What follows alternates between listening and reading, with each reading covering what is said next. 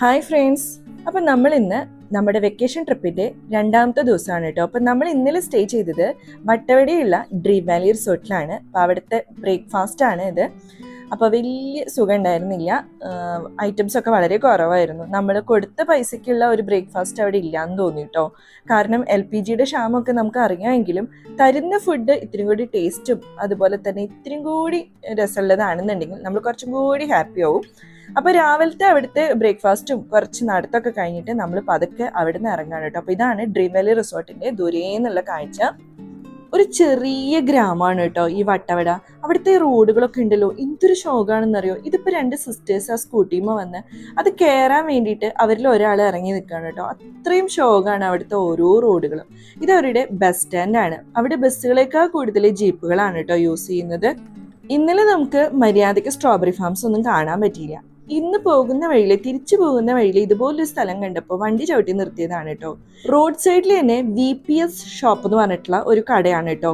ആ കടയുടെ ബാക്കിലാണ് ഈ കൊച്ചു ഫാം ഉള്ളത്. അപ്പം നമ്മൾ അവിടെ ഇറങ്ങി ആ ചേച്ചിയോടൊക്കെ സംസാരിച്ച് സ്ട്രോബെറി ഒക്കെ വാങ്ങി, അതോടൊപ്പം തന്നെ അവരുടെ വീടിനോട് ചേർന്നുള്ള ആ ഫാമും ഒക്കെ കണ്ടു കേട്ടോ. അപ്പം അതിൻ്റെ ഒരു ഷോർട്സ് ഞാൻ ഇട്ടിട്ടുണ്ട്.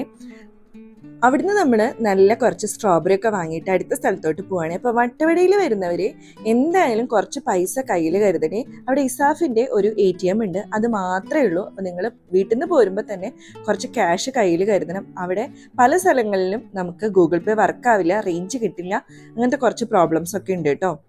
അപ്പോൾ നമ്മൾ ഇന്ന് പോകുന്നത് കാന്തല്ലൂർ മറയൂർക്കാണ് കേട്ടോ. അപ്പോൾ എവിടേക്ക് പോകണമെങ്കിലും നമ്മൾ മൂന്നാർ തിരിച്ചു വന്ന് അവിടുന്ന് വേണം പോകാൻ വേണ്ടിയിട്ട്. അപ്പോൾ പോകുന്ന വഴിയിലുള്ള കാഴ്ചകളാണ് ഈ കാണുന്നത്. ചേച്ചിമാർ നിൽക്കണ കണ്ടോ, ആ ചാക്ക് നിറച്ച ഓട്ടോൻ്റെ ബാക്കിൽ. അവർക്കിതൊക്കെ സ്ഥിരം പരിപാടിയാണെങ്കിലും നമുക്കിത് കാണുമ്പോൾ ഇച്ചിരി പേടിയാവുന്നുണ്ടായിരുന്നു കേട്ടോ. ഇന്നലെ നമ്മൾ വട്ടവട വരുമ്പോൾ മാട്ടുപ്പെട്ടി വഴി വന്ന ആ ബ്രിഡ്ജാണ് കേട്ടോ ഇത്. ഇന്നലെ ഒരു തിരക്കും ഉണ്ടായിരുന്നില്ല. സമയം ഏകദേശം 9:30 ആയപ്പോഴാണ് നമ്മൾ ഈ ബ്രിഡ്ജ് ഇന്നലെ ക്രോസ് ചെയ്തത്. ഇന്നിപ്പോൾ നല്ല തിരക്കുണ്ട് കേട്ടോ. സമയം ഏകദേശം ഒരു 12 മണി 12:30 ആയിട്ടുണ്ട്. മൂന്നാർ വരുന്നവരെ സ്ഥിരമായി കാണുന്ന സ്ഥലങ്ങളാണ് Mattupetty dam, Eravikulam national park, echo point, ഇതൊക്കെ കേട്ടോ. പിന്നെ മസ്റ്റായിട്ട് പോകേണ്ട ഒരു സ്ഥലമാണ് തേയില ഫാക്ടറി. മൂന്നാർ തന്നെ ഒരുപാട് തേയില ഫാക്ടറികൾ ഉണ്ട് കേട്ടോ. ഇപ്പം ഇതിൽ കാണുന്നത് റിപ്പിളിൻ്റെ ഒരു ഫാക്ടറിയാണ്. നമ്മൾ മുമ്പ് ഒരിക്കൽ ഇവിടെ പോയിട്ടുണ്ട്. ഇവിടെ ഒരു അടിപൊളി സ്ഥലമാണ് കേട്ടോ. ഇത്തിരി ആൾക്കാരനെയാണ് അവർ ഓരോ ബാച്ചിലും അതിൻ്റെ ഉള്ളിലോട്ട് കയറ്റുന്നത് തന്നെ. അപ്പോൾ അതുകൊണ്ട് തന്നെ ഒരു ഗൈഡ് നമുക്ക് സ്വന്തമായിട്ട് ഉണ്ടാവും. അവരെല്ലാ കാര്യങ്ങളും നമുക്ക് കാണിച്ചു തരും. അടിപൊളിയാണ് കേട്ടോ. അപ്പോൾ എന്തായാലും ഇവിടെ ഒന്ന് പോയി നോക്കണേ. അതിനുശേഷം നമ്മൾ ഭക്ഷണം കഴിക്കാൻ വേണ്ടിയിട്ട് മൂന്നാർ തന്നെയുള്ള ആലിബാബയിൽ വന്നതാണ്. ഫാമിലി ആയിട്ടൊക്കെ വരുമ്പോൾ കഴിക്കാൻ പറ്റുന്ന ഒരു അടിപൊളി ഹോട്ടലാണ് കേട്ടോ ഈ ആലിബാബയുടെ ഹോട്ടൽ. ഇവിടെ വെജും നോൺ വെജും ഒക്കെ ഉണ്ട്. പക്ഷെ ഐറ്റംസ് അന്നത്തെ ദിവസം കുറച്ച് കുറവായിരുന്നു. പക്ഷെ അൽഫാമും ബിരിയാണി അങ്ങനത്തെ സംഭവങ്ങളൊക്കെ ഉണ്ടായിരുന്നു കേട്ടോ. അങ്ങനെ നമ്മൾ മൂന്നാർ ടൗണിൽ വന്നിട്ട് അവിടുന്ന് നമ്മൾ കാന്തല്ലൂർക്ക് തിരിച്ചു. നല്ല തിരക്കുണ്ടായിരുന്നു. ഇന്നലെ നമ്മൾ രാവിലെ വന്ന പോലെ ആയിരുന്നില്ല, നല്ല ട്രാഫിക് ഉണ്ടായിരുന്നു കേട്ടോ. പോകുന്ന വഴിയിലാണ് നമ്മുടെ ഇരവികുളം നാഷണൽ പാർക്ക്. അപ്പോൾ അത് അടച്ചിട്ട് കൊടുക്കുകയാണ്. ഏപ്രിലിൽ തുറക്കും എന്നൊക്കെയാണ് പറയുന്നത്. ഞങ്ങളിത് മാർച്ച് ലാസ്റ്റ് ആയിരുന്നു പോയത്. അപ്പോൾ ഇപ്പോൾ തുറന്നിട്ടുണ്ടാവും കേട്ടോ. അവിടെ അവരുടെ ഗർഭകാലമാണ് ഇരവികുളം നാഷണൽ പാർക്കിലെ വരയാടുകളുടെ. അപ്പോൾ അതുകൊണ്ടാണ് അത് അടച്ചിട്ടിരിക്കുന്നത്. പിന്നെ നമ്മൾ പോകുന്നത് ഈ തേയിലക്കാടുകൾക്ക് നടുവിലൂടെയാണ് കേട്ടോ. എത്ര വട്ടം പോയാലും മടുക്കാത്ത ഒരു കാഴ്ചയാണ് കേട്ടോ ഈ പച്ചപ്പ് നിറഞ്ഞ തേയിലക്കാടുകൾക്ക് നടുവിലൂടെയുള്ള യാത്ര. ഇപ്രാവശ്യം യാത്ര തുടങ്ങുന്നതിനേ മുമ്പ് തീരുമാനിച്ചൊരു കാര്യമാണ്, വഴിയിലിരുന്നോ അല്ലെങ്കിൽ കാറിലിരുന്നോ നമ്മൾ ചിപ്സ് ഒന്നും കഴിക്കില്ല എന്നുള്ളത്.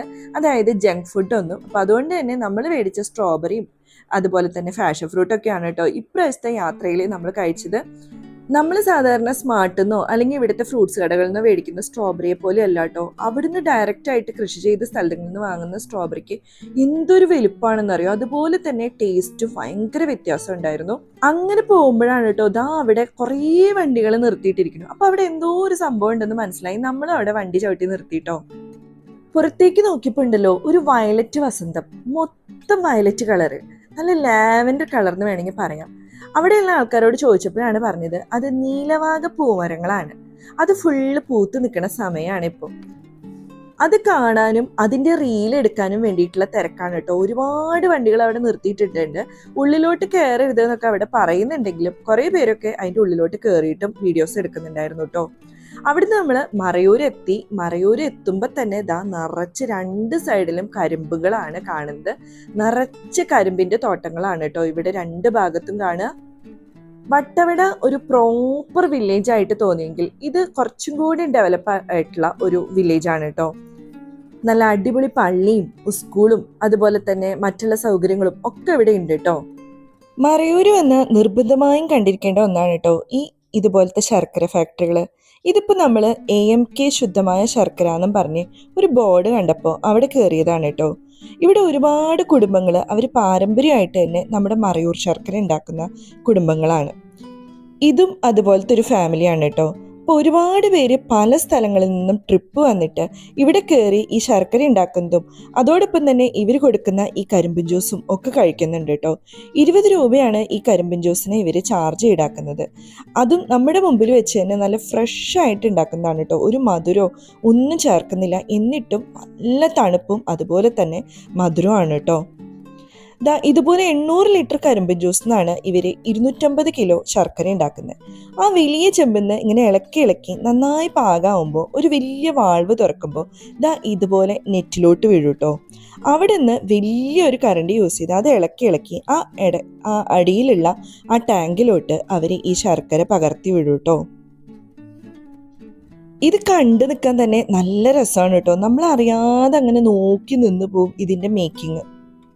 ഇതിപ്പോൾ സാധാരണ രീതിയിൽ ഓരോ വീടുകളിൽ ഉണ്ടാക്കുന്ന ശർക്കര യൂണിറ്റുകളാണ് കേട്ടോ. ഇതിൻ്റെ തന്നെ വലിയ മെഷീനുകൾ യൂസ് ചെയ്തിട്ട് ഉണ്ടാക്കുന്നതും അവിടെ ഉണ്ടെന്നാണ് പറഞ്ഞു കേട്ടത്. അപ്പം ഞങ്ങൾ അവിടെ ചെന്നപ്പോൾ ഈ ചുക്കിൻ്റെ ഫ്ലേവറുള്ള ശർക്കരയാണ് ഉണ്ടാക്കുന്നുണ്ടായിരുന്നത്. ഈ പൊടി വിതറുന്നത് ചുക്കാണ് കേട്ടോ. ഒരുപാട് മസാലകളൊക്കെ പൊടിച്ചിട്ടുള്ള ഒരു തരം പൊടി ഇതിലേക്ക് ചേർക്കുന്നുണ്ട്. 3 തരത്തിലാണ് ഇവർ ശർക്കര ഉണ്ടാക്കുന്നത്. ഒന്ന് കൊക്കോ ഫ്ലേവർ ചേർത്തിട്ടുള്ള ചോക്ലേറ്റ് ഫ്ലേവറുള്ള ശർക്കര, പിന്നെ ഒറിജിനൽ വണ്ണ്, പിന്നെ ഒരെണ്ണം ഈ ചുക്കും മസാലകളൊക്കെ ചേർത്തിട്ടുള്ള ഈ ശർക്കരയാണ് കേട്ടോ. ഒരുപാട് നേരം ഇളക്കുമ്പോൾ അതിൻ്റെ കൺസിസ്റ്റൻസി മാറി ഇതുപോലെ പൊടിയായിട്ട് വരുന്നുണ്ട്. കിലോന് 120 രൂപയാണ് കേട്ടോ. ചോക്ലേറ്റ് ഫ്ലേവറിനെയും മസാല ഫ്ലേവറിനെയും കിലോന് 200 രൂപയ്ക്കുമാണ് ഇവരിവിടെ വിൽക്കുന്നത്. അപ്പോൾ നമുക്ക് ആവശ്യമുണ്ടെങ്കിൽ അവിടുന്ന് തന്നെ വാങ്ങിക്കും ചെയ്യാം കേട്ടോ. അപ്പം അതൊക്കെ കണ്ടു കഴിഞ്ഞ് നമ്മൾ നേരെ അവിടെയുള്ള റിസോർട്ടിലോട്ട് പോവുകയാണ്. അപ്പോൾ ഇന്ന് നമ്മൾ നിന്ന റിസോർട്ടിൻ്റെ പേര് ചീനി ഹിൽസ് എന്നാണ് കേട്ടോ. ഇത് ഒരുപാട് ഏക്കറുകൾ പരന്നു കിടക്കുന്ന ഒരു പ്രോപ്പർട്ടിയാണ്. അതിൻ്റെ ഉള്ളിൽ ഇങ്ങനെ കോട്ടേജുകൾ പോലെയാണ് കേട്ടോ.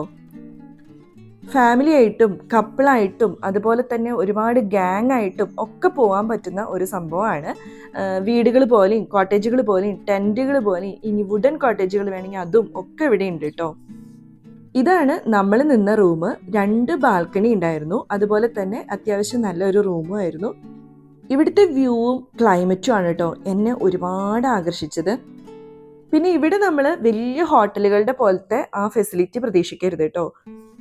നമ്മൾ പോയത് ഒരു വീക്ക് ഡേ ആയതുകൊണ്ട് തന്നെ അവിടെ ആളുകൾ നല്ല കുറവായിരുന്നു. അപ്പോൾ അതുകൊണ്ട് തന്നെ ക്യാമ്പ് ഫയറും അങ്ങനത്തെ പരിപാടികളൊന്നും ഉണ്ടായിരുന്നില്ല. നമ്മൾ ആവശ്യപ്പെട്ട് കഴിഞ്ഞാലാണ് ഇതൊക്കെ നമുക്ക് വേണ്ടി അവർ ചെയ്തു തരും കേട്ടോ.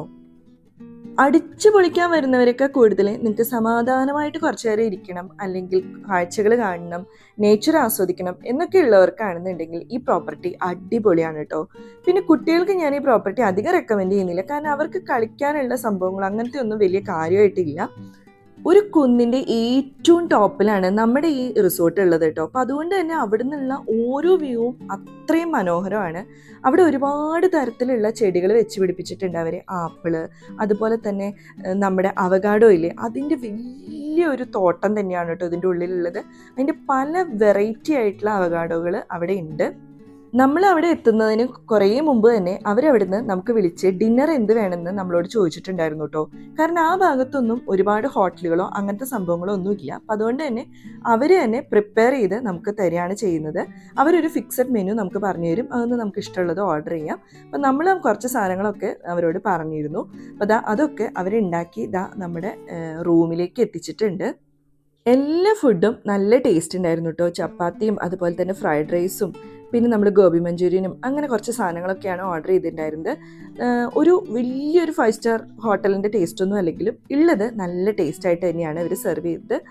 അങ്ങനെ ഫുഡൊക്കെ കഴിച്ച് നമ്മൾ അന്ന് അവിടെ സ്റ്റേ ചെയ്തു. നാളെ നമ്മൾ കൊടൈക്കനാലിലോട്ടാണ് കേട്ടോ പോകുന്നത്. അപ്പോൾ ഈ ട്രിപ്പിൻ്റെ 3rd പാർട്ട് അടുത്ത വീഡിയോയിൽ നമുക്ക് കാണാം കേട്ടോ. അപ്പോൾ എല്ലാവരും ഈ വീഡിയോസൊക്കെ കണ്ടു നോക്കണേ. വെക്കേഷൻ അടിപൊളിയാക്കാം കേട്ടോ നമുക്ക്.